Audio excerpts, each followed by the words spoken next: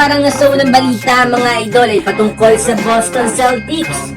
Isa nga ang Celtics sa mga lumakas na kupunan ngayong season dahil nga sa pag-trade kina Kristaps Porzingis at Jrue Holiday. Lumakas ang opensa ng Boston pati na rin ang kanilang depensa. As of now ay nakalaban na nga ng Boston ang mga kupunan ng New York Knicks, Miami Heat, Wizards, Pacers at Nets. At sa lahat nga ng yun mga idol ay panalo nga itong Boston.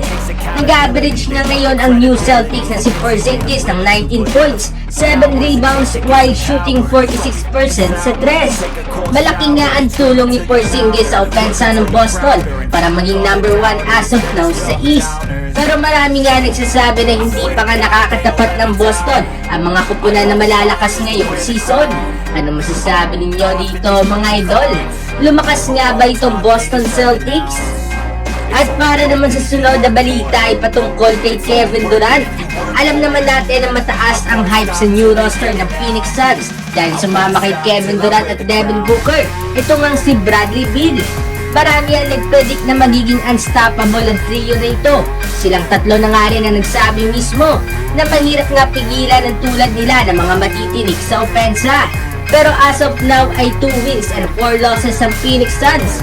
Parang iniwan nga sa ere mga idol itong si Kevin Durant, nila Devin Booker at Bradley Beal. Sa ngayon ay hindi pa nga rin nakakapag-debut si Bradley Beal dahil sa back injury nito. Habang si Devin Booker ay 2 games pa lamang ang nailalaro.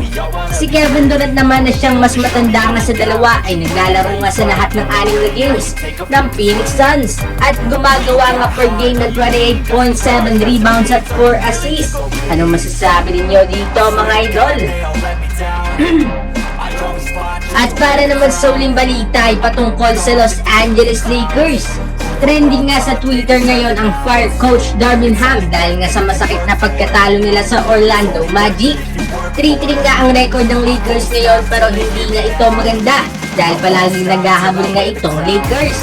Ika nga ng mga fans ay walang game nga na hindi sila pinakaban nitong Lakers. Marami nga nakakapansin na magandang epekto ng pagkakaroon nga ng big man alongside Anthony Davis. Pero hanggang ngayon ay hindi pa nga rin ito ginagawa ni Coach Darvin Ham. Kahit na deyado nga sila sa rebounds. Marami nga nakapansin na hindi talaga kaya ni Davis mag-isa kumuha ng rebound. Kailangan niya nga ng isang Wood or Hayes na tutulong sa kanya. Kaya mga Laker fans ay galit na nga dito ay Coach Darvin Ham at gusto na nga nilang masibak ito sa kanyang pwesto. Ano masasabi ninyo dito mga idol? Agad ba kayo na sibakin ng Lakers si Coach Darvin Ham?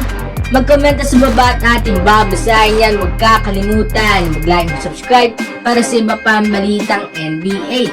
Maraming salamat po.